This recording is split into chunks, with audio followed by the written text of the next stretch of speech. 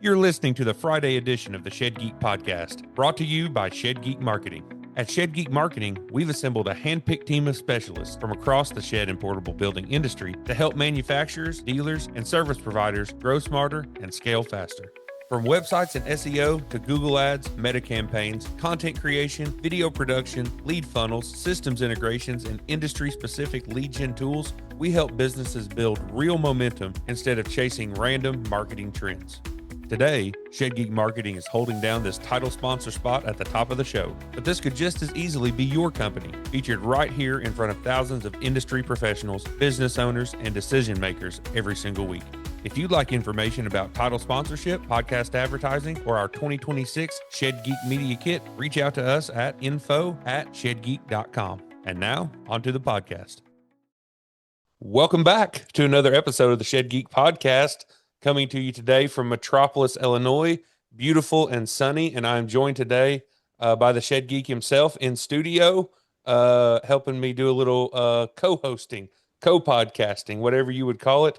And today, the two of us are joined by someone who is always a joy, whether you run across her at one of the barbecues or whether you're lucky enough like us to get to call her sometimes whenever we're just going down the road. Miss Melody Troutman.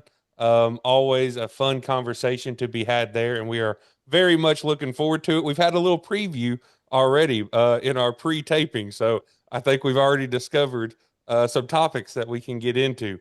But before we get rolling, just a couple of things so you know how to stay plugged in with us. 618-309-3648. That is the Shed Geek hotline. That is also Shannon's personal cell phone. Please call, text any time of day or night. We want to hear from you, and we want to help you out in any way we can. Our email is info@shedgeek.com. Of course, you can go to www.shedgeek.com and fill out a lead form, or you can come and connect with us on our Facebook page itself or on the Shed Sales Professionals. As always, we encourage everyone to jump on Shed Sales Professionals. Such a good conversation going on every day. Somebody has something valuable to add, and we really encourage that. If you have anyone who is a friend, family, someone that you know who's a member of the Plain community, we do have a call-in line, 330-997-3055, where you can call in. It will hold your place, and you can actually go back in time and go explore the last episode that Melody was on and see just how much more fired up she is this go around than she was last. So go and check that out. And without further ado, thank you so much for joining us today, Miss Melody Troutman. And tell the listeners, what have you been up to? I have a feeling you've been wrangling some sheds and some people who are not acting so nice about turning them things over. Yeah, you're right. I don't get to deal with the nice one or the ones following the rules or the laws, but we won't talk about the laws.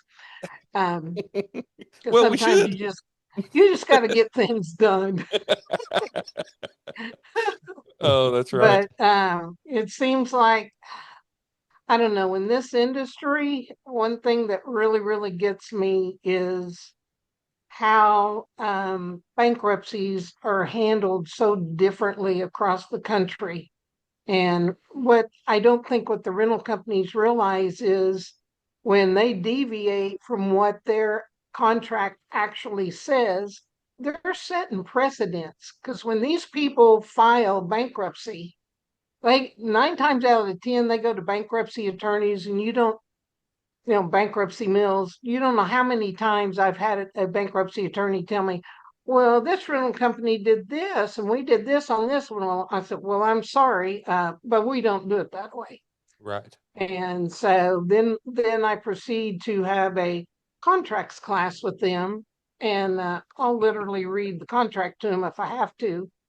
So But so let's back this up a little, Melody, because uh, I think that just so because I think a lot of our a lot of our listeners are kind of separated from this side of what it really means to be like, down there, nitty gritty, in the weeds of not just RTO, but actually the I know we're not supposed to call them repos, but the whenever you are going to claim your own Recoveries, property, retrievals. recoveries, exactly. So when you start thinking about um, bankruptcies, I know that there are how kind of set the scene for us. When this happens, has the contract itself, it was still like valid, it was still active at the time of bankruptcy? Is that what you're seeing? Or is this, Well, yeah, let's tell back us. up one. Yeah. Let's back up one step further. The the main thing I also see an RTO company doing is when they get a notice, they do not even look at the bankruptcy on Pacer. Hopefully, your RTO company is getting a full Social Security number because that's the only way you can look somebody up in Pacer and see how many times they've filed. I had one the other day, honest to God. She was on her 10th bankruptcy. Oh my goodness. Okay, so have someone in your RTO office, please look up in Pacer to see if they're a frequent flyer. Don't just throw it at the attorney and hope for the best. Okay. And anyway, and No. hopefully, trying to be nice, Yeah, no. uh, hopefully, the rent own contract has been brought into this century and has a very solid bankruptcy notification in it that is very clear to the attorney. The customer needs to give this to their attorney, the rent own agreement. And mine is explicit, and it says that the renter is going to be required to either assume or reject the rental agreement as an unexpired lease executory contract. But if they have stopped making their rental payments before they filed bankruptcy on a rent own contract, anytime you have an outstanding past due balance on an RTO, it's expired and terminated because these contracts are only a 1 month term. Right. Okay, has to be renewed every 30 days. And so this my specific bankruptcy notification also says that renter will be required to cure the default immediately in order to assume the rental agreement and resume full monthly rental payments paid directly to the rental company. No trustee disbursements. Anytime you let the trustee make the rental payment, they take a commission out of every single payment. Right. Plus, it's always late. Right. And so they may pay if a proof of claim have been filed by somebody, which you shouldn't have to be doing that. Um, the proof of claim might get paid, but your building's not going to get paid off because the numbers aren't going to add up. So they're not And necessarily wanting to liquidate. Like it feels like this probably goes several directions because I know how messy bankruptcies can be.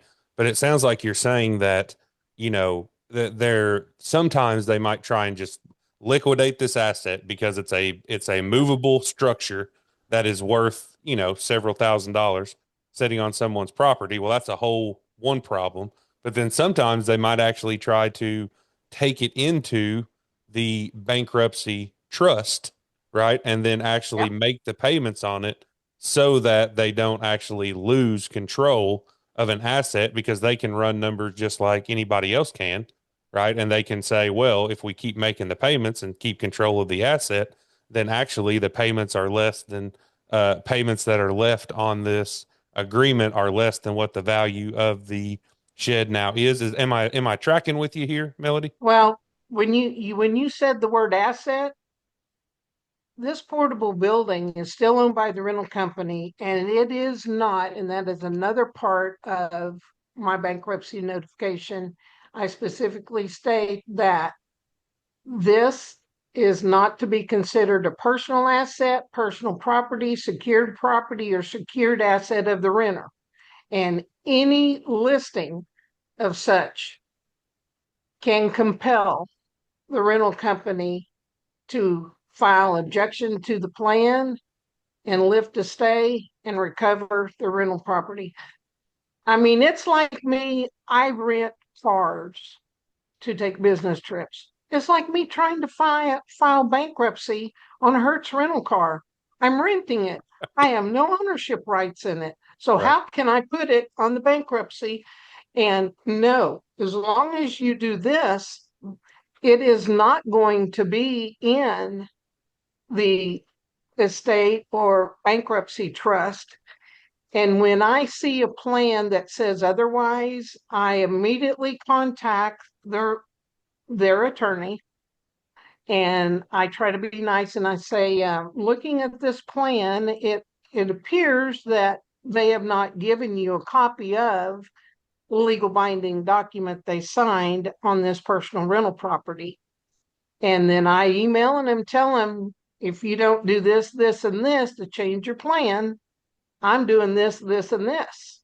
But And how are some you of so them, on top of this, Melody? Because it would seem to me that some people would just obviously not give any notice to the rental company. So like what is the point at which you're even able to jump on it? Or are you just basically saying, hey, look, you have to be on top of your delinquencies, like so you have to be so on top of them that you can notice these things immediately because we know in this industry, some of those delinquencies can drift into that, 90, 120, category fairly casually when they're hidden inside some of these one of portfolios, the one of the major red flags is if they are behind and they've not kept any quote unquote payment arrangement um, to reinstate, and all of a sudden they call and want to pay off.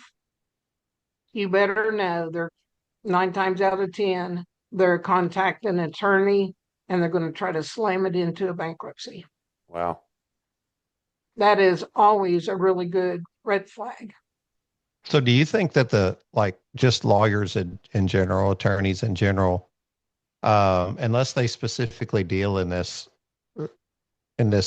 court, they just don't really, they're just general, gosh, like almost like a general practitioner, a general lawyer. I don't even know what the Right. correct terminology is for that, but they just kind of take a case as it walks in the door, but they don't have a special discipline in bankruptcy. Have you found that people who specialize in this thing are a little bit more knowledgeable and they understand what you're saying? Well, The customer's going to do what they do, but it stops with the lawyer, right? Like they are the ones who right. make the difference. What I have found is over the years, coming up on 21 in September, is the majority of your bankruptcy meals, depending on what part of the country it's in, they don't know what to do with the rent-owned contract and try to slam it. They'll do a cram down and say, hey, we're going to give you $20 a month for the next 5 years at 20% interest. No, not maybe five. And it's like, no, I don't think so. And then I send them contract. But over the years, several of the ones that I have worked with, they know what to do with it and they know what I'm going to expect from it. But it's the uneducated ones, I don't know how else to say it, that really don't deal with these contracts. They don't know where to place it, which is why it's really important for that customer to give that contract to their attorney, and you hope and pray it's got a really good bankruptcy notification section in it. If not, then you're going to be educating everybody before it's over with. How boilerplate can those be, Melody? I mean, can that section, I know, in my experience, a lot of these kind of clausal pieces can kind of, more or less, not to simplify things too much, but can more or less copy paste, at which point I just think, why in the heck why are these not being updated? Like, is this a lack of education? Is this a lack of just sort of attention to details? Like, how have we wound up here? Well, we're thought you should say that some of these files I'm getting, I think the rent-owned contract is from the 19th century, and from smaller mom and pop shops that just got a hold of a contract somewhere and are just now getting into RTO. And I really think it boils down to education, to where they really don't realize what all they need in their RTO contract. And the thing about it is, these sections are made for protection for the manufacturer and for the rental, the renter. But when these old contract forms that I am seeing, they are so vague, and we are in such a sue happy World. time. Yeah. Things need to be defined and not be left open for interpretation. Get to the point. Say, Well, hey, this is what this means. absolutely. I'm just going to take the opportunity to look straight into the camera so that our editors have a nice clean cut right here to say, if you are watching this and you know someone who is using a contract that does not have this enhanced language around bankruptcies, you need to get a hold of them right now, send this clip to them. They need to listen to Melody. These are easy solutions if you are on top of it on the front end. But on the back end, whenever that bankruptcy clause is not in there, Melody, I mean, how much does that complicate your life whenever you wind up in those situations? I've heard the term drop dead order bounced around a lot. I don't know if that's just cowboys, uh, getting down to brass tacks, or what is, tell me, like, does this have anything to do with this? These are just things I hear floating around the Shed Geek office when we talk about RTO. Hi, this is Peter with Making Sales Simple, and I wanted to personally invite you to the Shed Sales Summit this September in Knoxville, Tennessee. First of all, we're going to have some speakers come in that are motivational, but also knowledge driven. So one of the things they're going to teach you is about marketing. And as we look around in this shed industry, there's all kinds of people talking about marketing, but this guy has a proven track record. Steve Robinson will be joining us in Knoxville, Tennessee. You do not want to miss him. He is known for creating the Cows campaign for the Chick-fil-A brand, and he will be speaking to us. Make sure you get your tickets at shedsalessummit.com.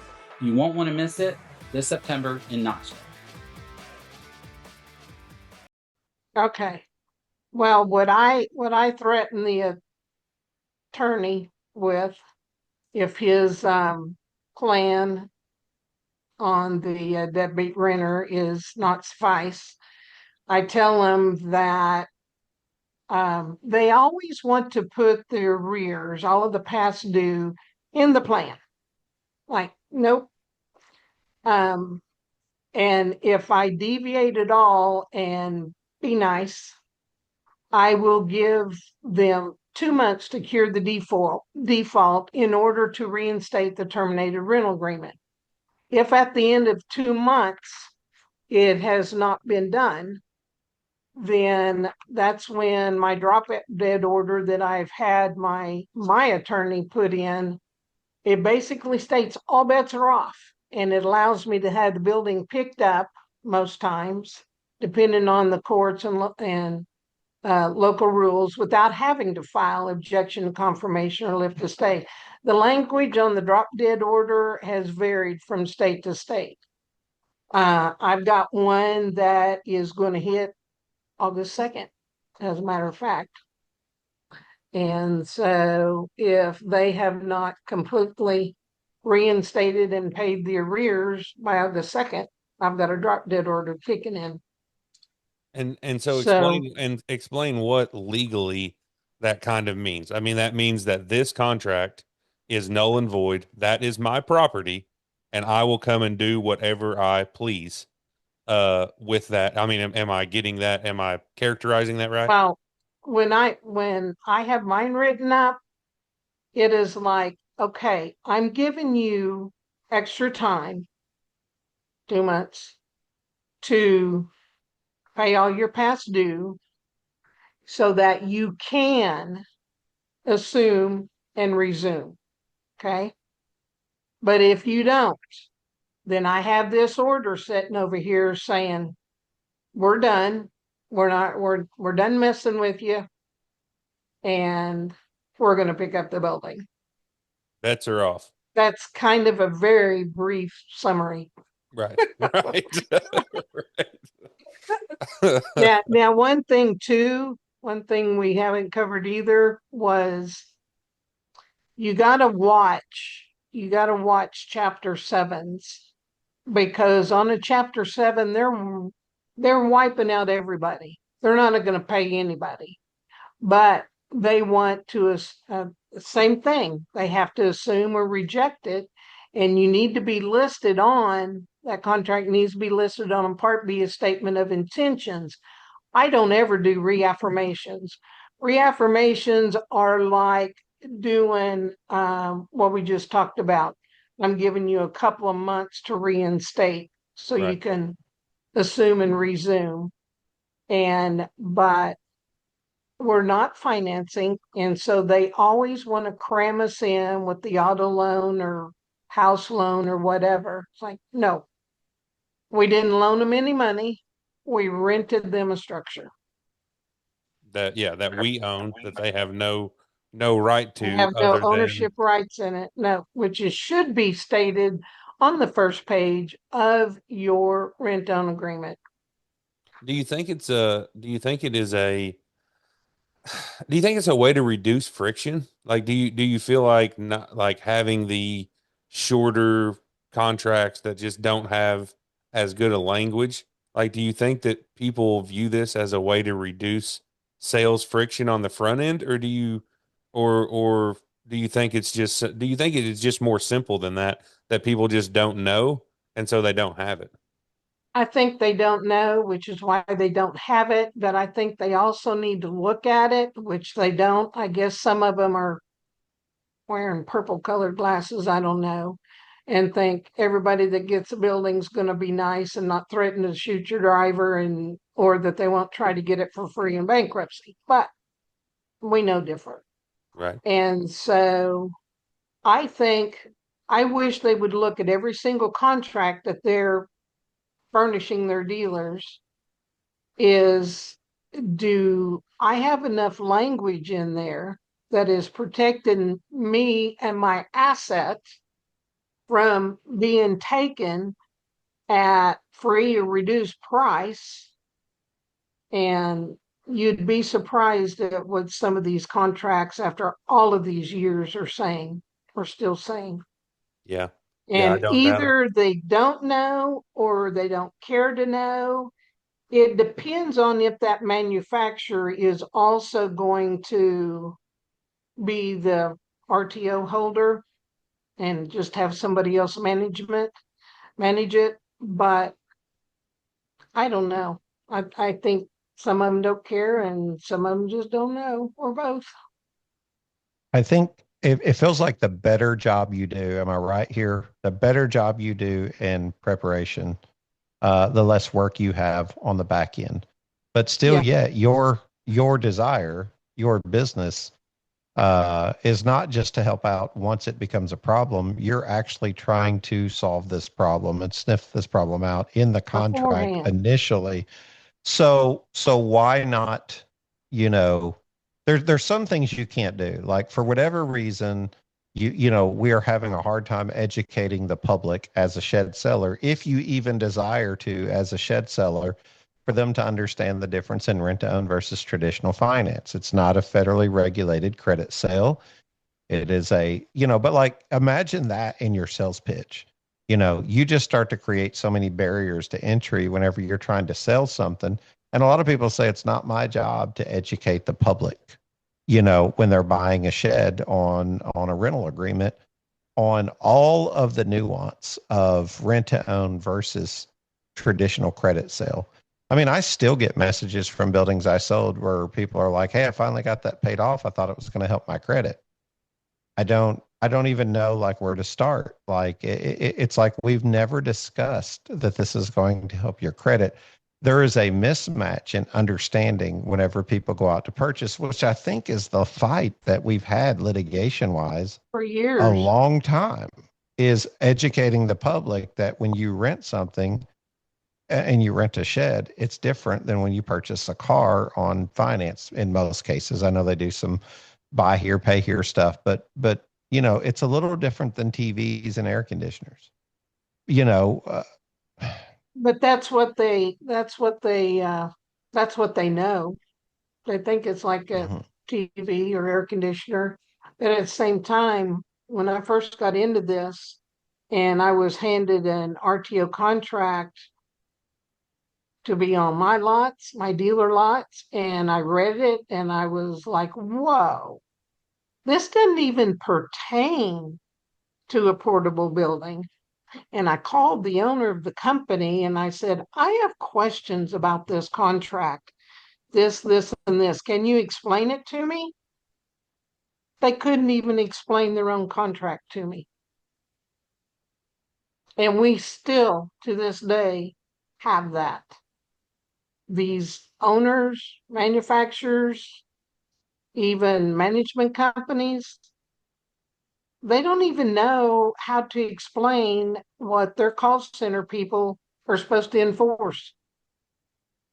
So where does this start? Where do you feel like from like I'm big on education and entertainment. Yes. Like we love to laugh and joke and cut up, but part of these conversations need to be, educational. That's why we talk about other people's experience. You've got a wealth of experience through your real estate. You've owned a rent-own company.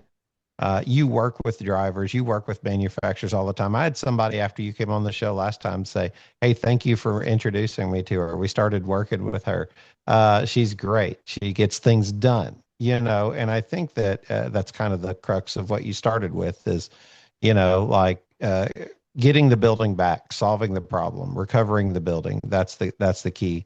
But how do we take a different approach, Melody? Do you have any thoughts on it, on the industry as a whole, whether it be manufacturers, dealers, management companies? Like, where can we do better? Where can we be better? It all goes back to education and having a solid contract that when I look at a contract, I'm like, can I enforce this in court?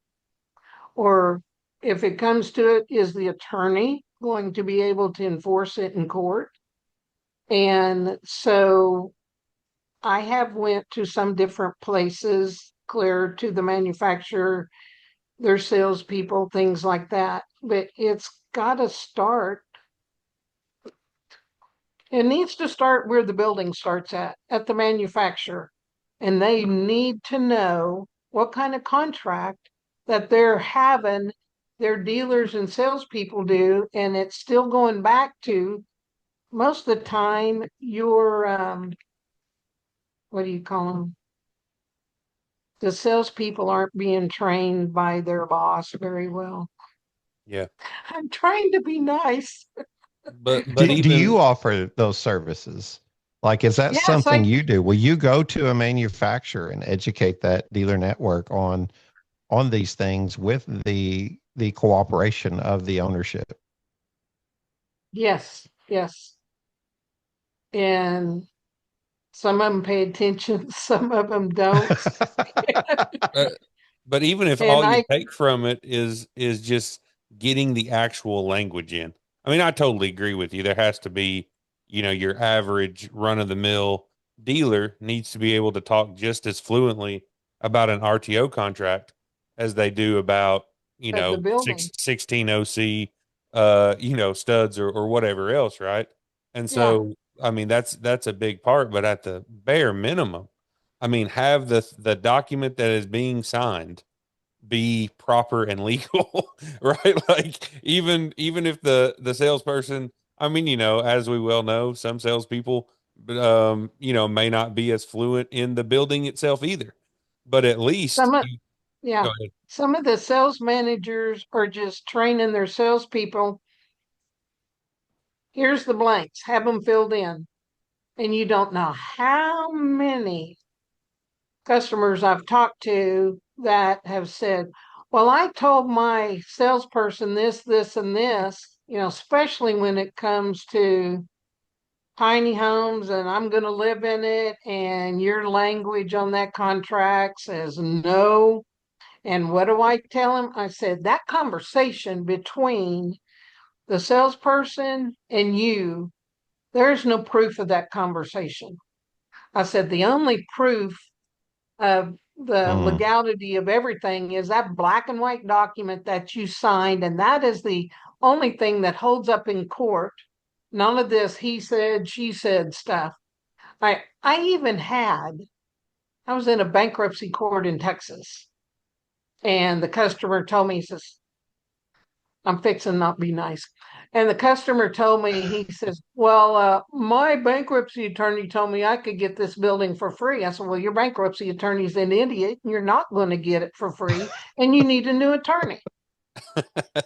I mean, that goes back to attorneys not knowing what to do with these contracts. And it's just about, I tell salespeople, and we use this in real estate, if you don't know what else to say, just tell them, if you pay, it stays. If you don't, it won't. Kind of that simple. Yeah. So if you don't reinstate every 30 days, it's not going to stay, because the contract says when you default, we're entitled to immediate possession of our personal rental property. Yeah. Period. Rent-own's been out here for a long time, right? Like rent-own on Yes. different products. Why has sheds, The buildings. Yeah. buildings, structures of any kind, seemingly, at least maybe it's because we're in it so much. Maybe I have a skewed point of view, but why have they seemingly carved out some separate standing whenever it comes to a TV or a washer and a dryer, an errands or a rent to own or rent a center or something like that? What, like when it started, were there steps that were mistaken in sort of launching a rent to own program throughout the shed community? Because now there's this race to win business. So oftentimes it's like, let's get a lot open as quick as we can. And No training. Yeah. Like, No I mean, training. I don't want to not be nice too, but like, that's the, that's the thing that you end up hearing so often. Again, if your manufacturer is not training your sales manager, and your sales manager is not training the dealers, I mean, it gets dropped every step of the way. And I don't know how many times you sat in court and listened to some of these cases, but I have a hard time biting my tongue. And usually after court, I have to have it surgically reattached. But anyway, it's, you just sit there shaking your head. It's like, how do they get that out of this black and white document? It's like they totally ignore everything that is in that contract. I think And it starts from the very beginning. Part of it is the perceived permanence. Part of it's just a little bit of like human nature, right? There is a building in a backyard, and you perceive it as being permanent. And, I mean, these days, I mean, with mules and specialized trailers and everything else, that thing is anything but permanent. Yeah. We know from the videos that you can pick that thing up in about T minus 30 seconds and get it on a trailer in a pinch. Well, And what so I tell drivers, I say, back up, take off, and see what falls off, and right. just get it. Exactly. But there's an obviously, I don't think it flies over anybody's head that like this is an industry that has grown up, primarily kind of led by both those in the plain community, Amish or Mennonite, along with just kind of good old boys. And I think that the combination of those kind of groups, obviously for religious reasons, the Amish and the Mennonites, kind of do not want to partake in the laws of the land. And so you have like an obvious gap that appears there. And then on a good old boy side, I know this from personal experience. I may have been called a good old boy a few times myself. Maybe they just don't really care for the laws in general, and so the combination of those things. But to me, the first step, back to Shannon's question of where does this education start? I mean, I don't know if we have any listeners or organizers of the NSRA, but to me it would start with Miss Melody here in a 6 p.m. slot saying these hard truths to a room full of people who can start to implement some wider change. But I do think that is what it takes, right? It takes a little bit of that, just kind of looking straight in the eye and saying, look, this is causing problems. And at the end of the day, this is a real threat to our industry. So much of the There's so industry much is that built on this. education could be so preventative, but it seems like the industry is just so set on, well, let's just teach them how to be a good salesperson. Okay. I want to be a good real estate agent, but if I don't know what my contract says, I'm in trouble. Hello, shed sellers. Let's take a moment to discuss the shed customer and meeting their expectations. I remember growing up in the neighborhood where a certain percentage of the houses had well-manicured lawns and well-manicured homes. These were the type of individuals who felt it was important to purchase a well-constructed home or vehicle, or maybe equipment to help maintain the quality of the item. As shed manufacturers, we seek to provide a well-built quality shed. We want the customer to feel satisfied that their hard-earned money has been well spent on a product that will last. At LuxGuard, we believe adding high-quality rubber flooring to your line of sheds makes sense to the customer and adds value the customer can appreciate.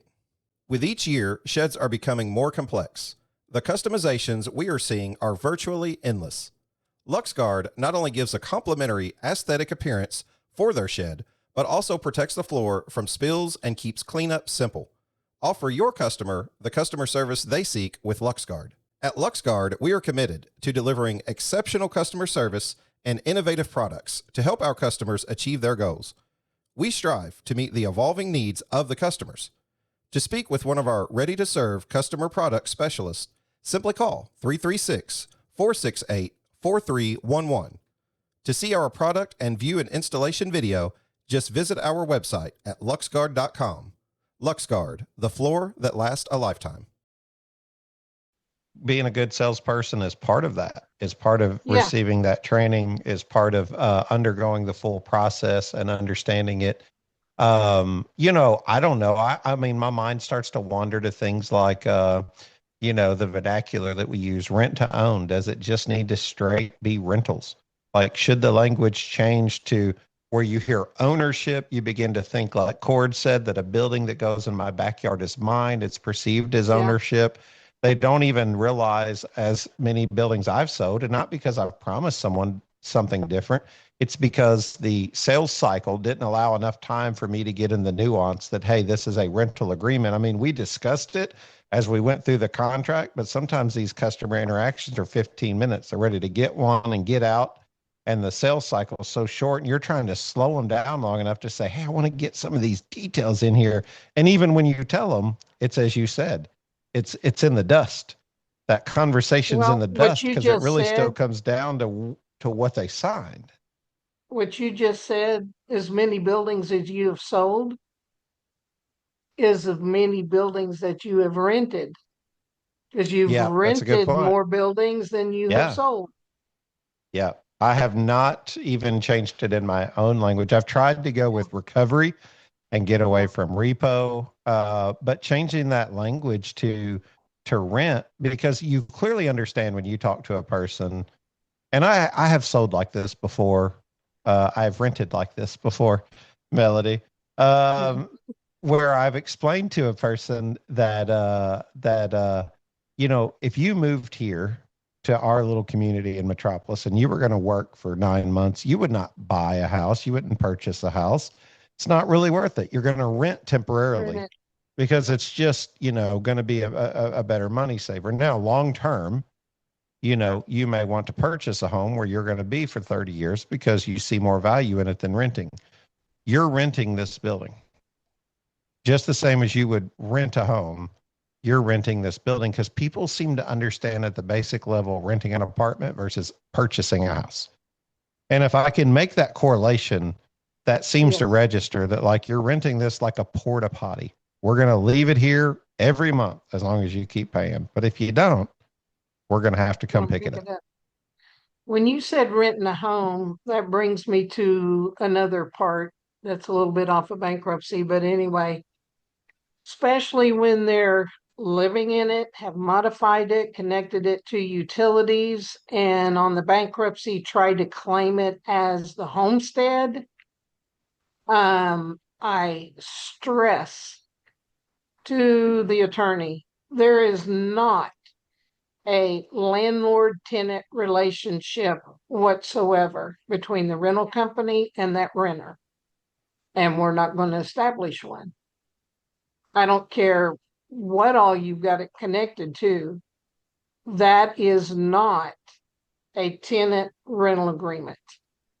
Now, do you put some of that language like non-modification language into your Oh, oh yeah. contracts? Oh yeah. Let me see here. I've got it handy.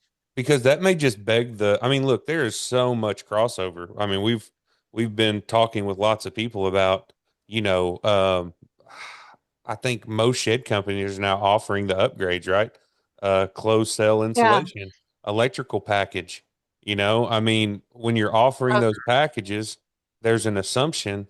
I mean, if we're just cutting to brass tacks, and I mean, this may, maybe enough people have listened for their 30 minutes and they've tuned out. So maybe we've only got a few listeners left here at that as we get, to the 45-minute part of the episode. But if we're just being honest, Melody, should all of those units that there is at least a presumption that there's going to be utilities attached, should those only be eligible for finance agreements? that right there, some of those options are in direct contradiction of the contract, Right. which says can't be connected to water, sewer, electric, gas, TV services, nor shall it be connected to or otherwise affixed to any real estate or another structure. That's and not intended for human occupancy. I am waiting on somebody to get a bee in their bonnet in one of the states that is very debtor friendly, and for an attorney general to get a hold of it and basically accuse in marketing a bait and switch. And it's like, yes, you can still rent this structure with all of these things, but you can live in it and you cannot connect it to the utilities, even if they send it to you with a mini split until you pay for it. And then that's where We've had you're to going to have attorneys arguing. That's a huge we've part of had the to market watch now, that. Mel. I mean, It is. that part of the market has gotten really big in the last, I mean, I guess you'd say since the COVID era. I mean, that sort of upsell packages. I mean, like that's, but you're Yeah. right. I mean, at some point you go from the perception of permanence to permanence, right? Like at some And point, that's yeah. that's where I mean, if they're sitting there telling you they're going to live in it, you need to switch them if at all possible, if it's available, from an RTO contract to some type of finance contract, or else you're going to have problems in court. We've even had to And watch that with finance and with marketing copy. I mean, if you go sell insurance, you have to pass state boards because there's certain things that you can say and there's certain things you can't. Now, luckily, exactly, we haven't got to that point yet where you're going to have to start watching your marketing copy when you say tiny home. Home indicates a yeah, house, home indicates a homestead, that you can live here. So now you've set a precedent that said because I sell a tiny home, that it is qualified to be livable and habitable. This is a shed. It's not meant to be habitable. With that being said, we know that it's impossible to police every building that you put out on rent month to month. But I am curious your thoughts on if they're telling you up front, because I have a story where we did have a driver get a gun pulled on him. I really didn't want to rent this thing to the person. Um, I, yeah, I don't even want to say where it went, but let's just say, I mean, like I started getting accused of things in the sales process that made me say, okay, fine, let's get it done. I was looking out, look, um, I become a makeshift money manager as I was a salesperson. I start like going through the details with them. This is a 16 by 60. It was a building that come back on recovery because the lady found out she had cancer. They were renting it, did a really good job. Uh, you know, uh, uh, they were living in it. We suspected they might be the 16 by 60, but they actually did really good electric work in it, or what appeared to be, right? How do you know? Um, and then this next couple comes and buys it, and I'm really trying to talk them out of it. And people were like, especially anybody I worked with was like, why do you keep talking people out of buying buildings? I was like, well, I'm trying to talk them into making good decisions. I don't know that I'm trying to talk them out of buying a building. I'm trying to talk them out of buying this building or living in the building, because I got the impression that that's the direction they were going to go. What are your thoughts on denying that service? Well, on that, because how do I put this? I don't want to say a normal rent-own customer, but anyway, they can't afford, they either can't afford a regular apartment, or their credit's so bad that they can't even rent a house. And so this is their only option, it seems. But they're looking at the payment. But I do think that the salespeople are skipping that. It's like, I don't think they're realizing, the renter is realizing how much of a rental renewal payment they're going to be paying. And then at the same time, trying to quote unquote do all of the improvements so they can live in it. Most of them are in the situation they're in because they don't know how to do budgets. They usually don't have a steady job, and they're looking at this as a fix for a home. And I don't think they have taken into an account everything like you had just said, all of the So facts in and that case, figures. is the manufacturer in a sense its own worst enemy? Whenever you bring on some sales locations, these sales locations can't wait to get their percentage, so they're willing to overlook the fact that someone might be living in it and just get it sold, even though this 16 by 60 might be coming back in 4 months or 8 months or 18 months. And And your driver can tell when he delivers it. Your driver knows when he's going to be back. I mean, we know that. And normally in certain areas, they don't ever pay, and they keep it until they're taken to court and it's picked up, and then they move on to the next manufacturer. And for They those who just won't keep, take them to they just, court, what's the option? For those who are unwilling to go with a writ or, use the legal service and essentially just give the shed away for what can you yeah, do there? it makes it bad on other companies that don't want to give their building away. And I have been known to say, if you want a free building, go down and see so and so. They won't do anything about bringing it back. I mean, But it, this company, no, you're not going to get it for free, and I am going to get it back. So sorry, I was bad. there's so many stories that I know that you've just encountered on the road. Of course, I see you active on the SSP page, the shed haulers page. You're a champion of the shed haulers over there. I see that you're constantly looking for somebody to go find. You're giving people work, but I think if you really had your way of solving it here, you would an ounce of prevention is worth a pound of cure. You would solve these things before they Exactly. become an issue. Exactly. exactly. But you also know that's not going to happen. What about APRO? I'm sorry, we're going long. I know we're already No, we're 45 good. We're still minutes in, good. but Still good. what about APRO? Do you attend APRO? Do you look at them as they're I've viewed them so far as a governing body of all rent to own. And I know a lot of the folks from the NSRA or the industry go to it. I know the NSRA is kind of cut out to be our makeshift mini version of APRO, if you will. Is that something that you feel like you go to? Should manufacturers, attend there? Should they look into the greater laws of, how APRO is 50 different states with different rent own, whatever laws? What's your best advice, I Um, guess? I do have on my computer, and I'm trying to remember who put it out, that it lists all the states, and for each state, it does list their RTO statutes pertaining to that state, and all you have to do is click on it. Uh, I have tried to tell people about this before, but you can't even find it anymore. So it's a good thing I saved it.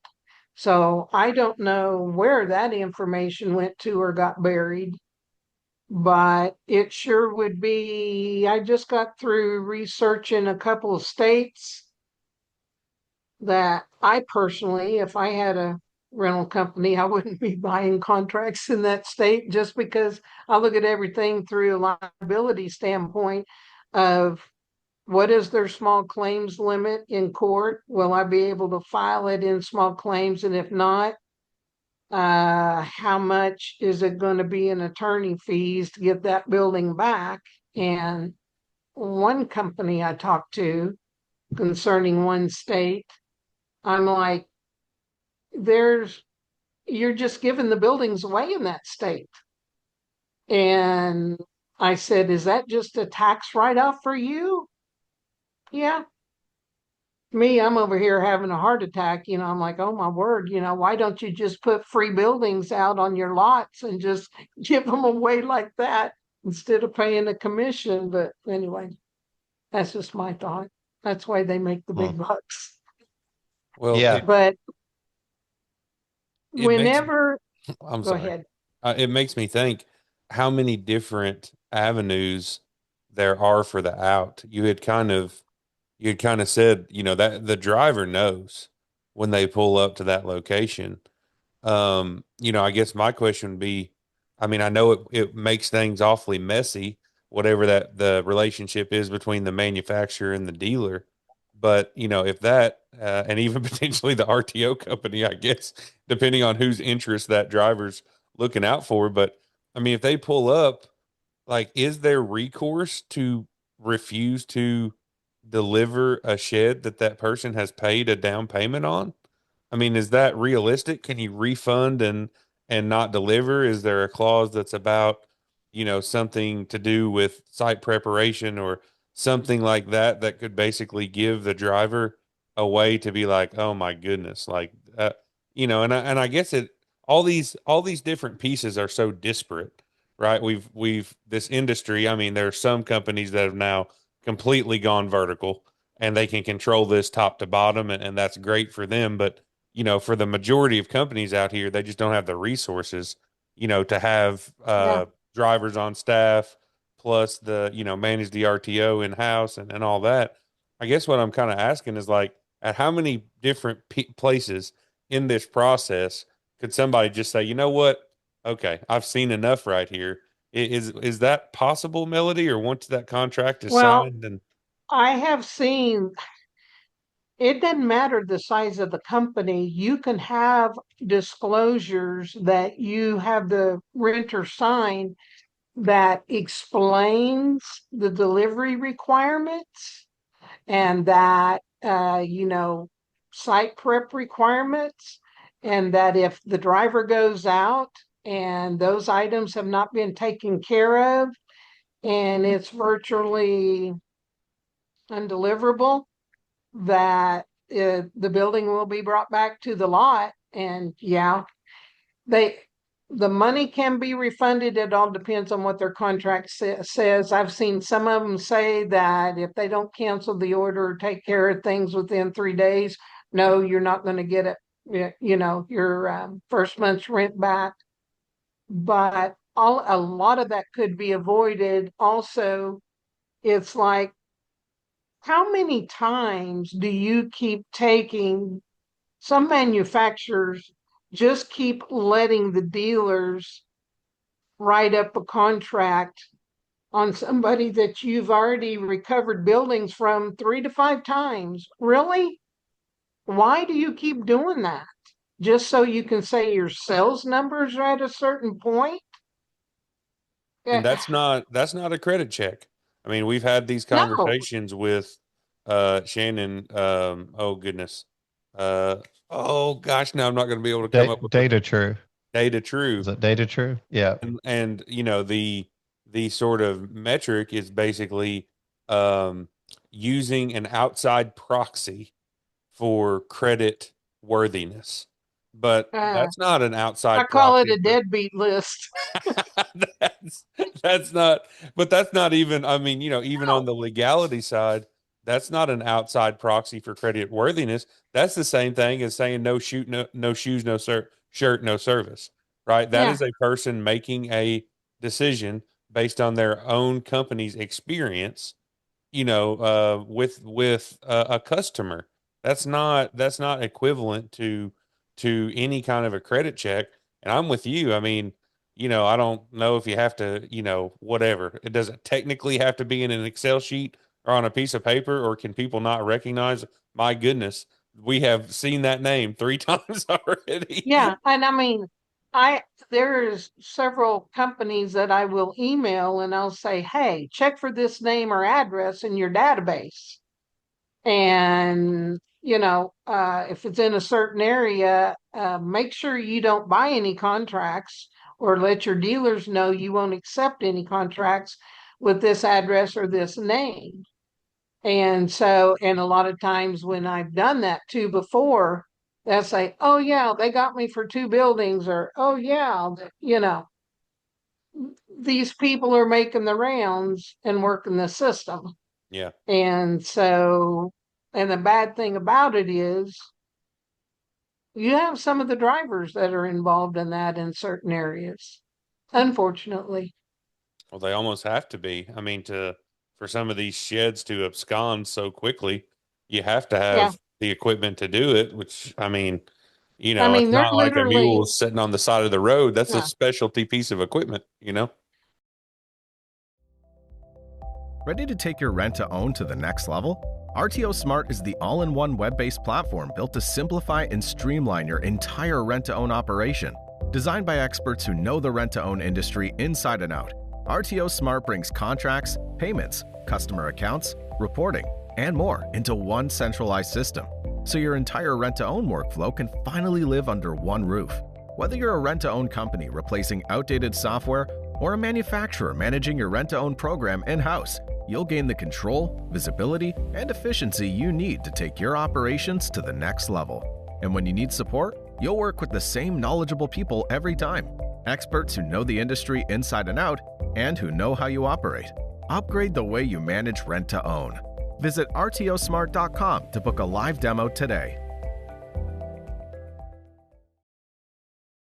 They're literally now, I mean, these people are also going to dealer lots, taking pictures, advertise them on Facebook for sale, writing up a fake contract in somebody's name, and getting free delivery to the address.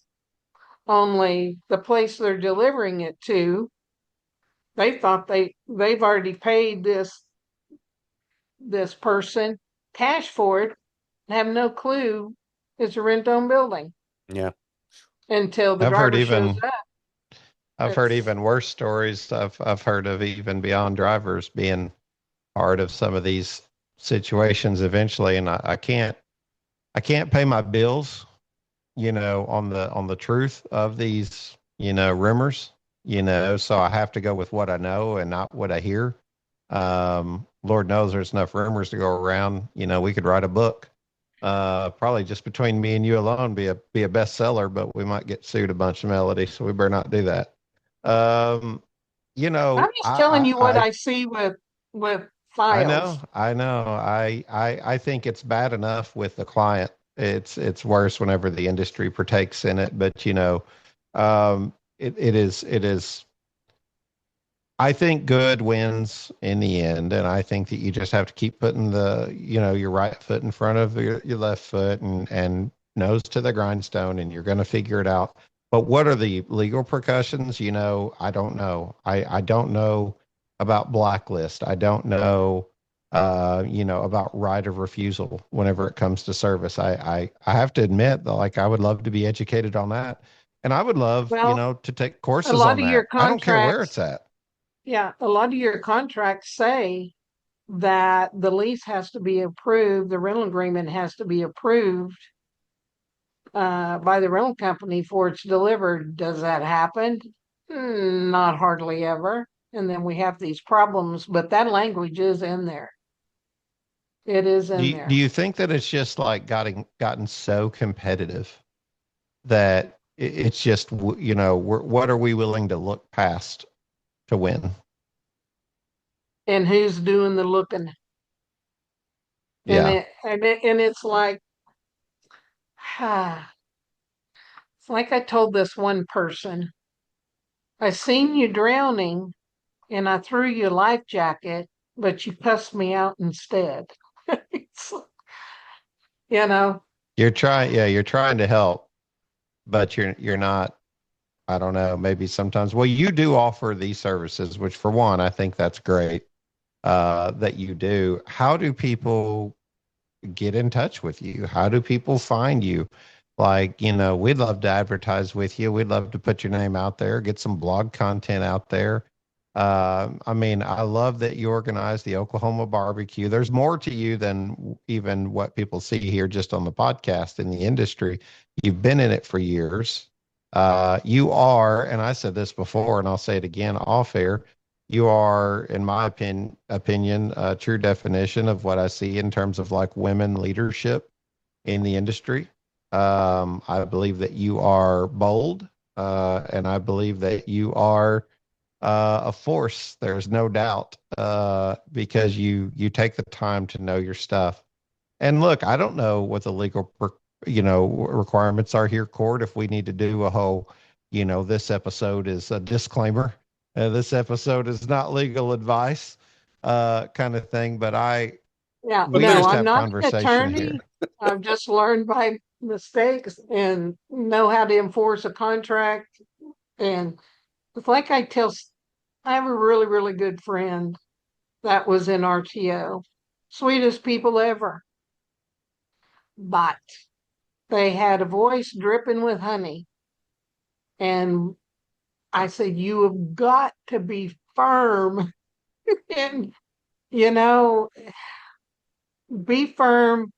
You need to have a schedule of, how can I put this?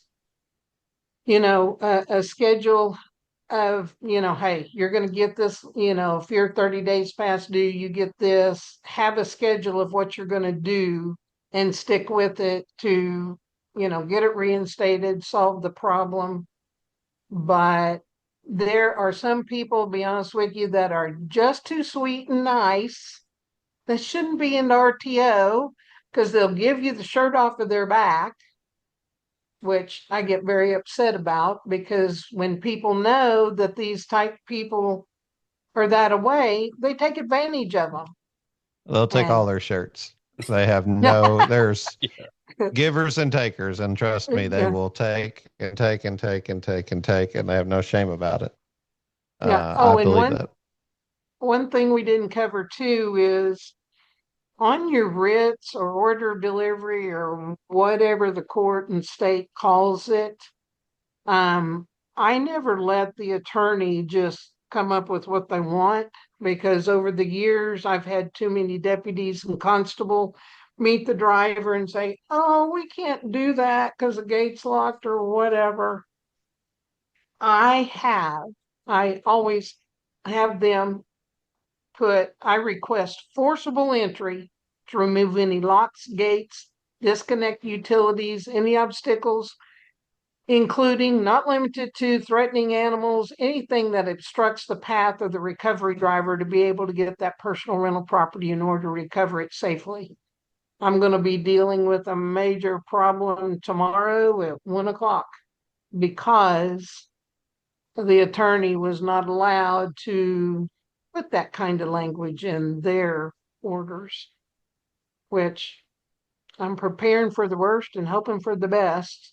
But that's something else. Whenever you have an attorney, I don't think 9 times out of 10 that the rental companies are even reading the petitions that the attorney's filing for them or reading what they're asking for in the judgment or these writs.